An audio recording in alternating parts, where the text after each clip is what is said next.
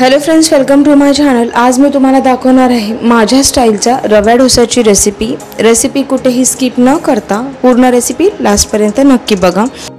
रवा डोसा बनवण्यासाठी एक बॅटर इथे आपल्याला तयार करून घ्यायचा आहे। तर बॅटरसाठी एका मिक्सिंग बाउलमध्ये इथे 1 वाटी मी रवा घेतलेला आहे। बारीक किंवा जाड रवा कोणताही चालेल।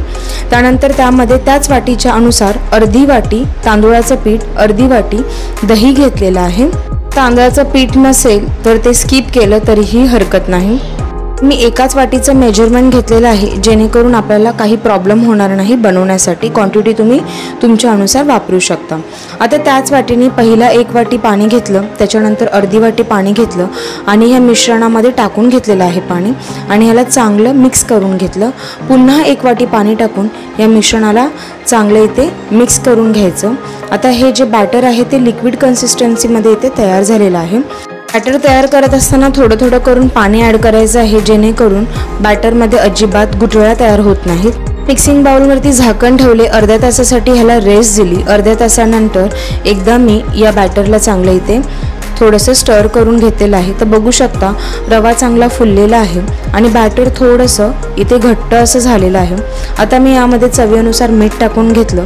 आता माझ्या अंदाजे इथे मला अर्धा चमचा मीठ लागलं होतं, तुम्ही तुमच्या चवीनुसार वापरायचं आहे।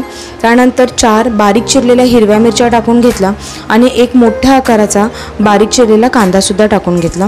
यामध्ये जर तुम्हाला चिली फ्लेक्स किंवा कोणत्या भाज्या टाकायच्या असेल त्याही टाकू शकता। अदरवाईज जर का तुम्हाला इथे कोथिंबीरीचा वापर करायचा असेल तोही करू शकता। माझ्याकडे कोथिंबीर नव्हती म्हणून मी कोथिंबीर इथे स्किप केलेली आहे।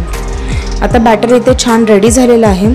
तवा मी ऑलरेडी तापत ठेवला होता गॅसवरती। गॅसची फ्लेम हाय ठेवली होती। तवा चांगला कडकडीत तापून घ्यायचा। त्याच्यावरती मी इथे तेल चांगलं ब्रशने लावून घेतलेलं आहे आणि मग रँडमली मी बॅटर इथे सोडत गेली तव्यामध्ये। जसं तुम्हाला व्हिडिओमध्ये दिसत आहे तसंच बॅटर सोडायचं आहे। तर इथे मी हे जे रव्याचे डोसे बनवले होते ते मी क्रिस्पी बनवले नव्हते, म्हणजेच पातळ बनवले नव्हते, ते थोडे मी जाडसर असे बनवले होते। जर का तुम्हाला क्रिस्पी डोसे बनवायचे असेल तर बॅटर एकदम पातळ करायचं आहे आणि एकदम पातळ बॅटर तव्यामध्ये सोडायचं आहे। मी गॅसची फ्लेम स्लो केली आणि तव्यावरती झाकण ठेवले 5 मिनिटांसाठी।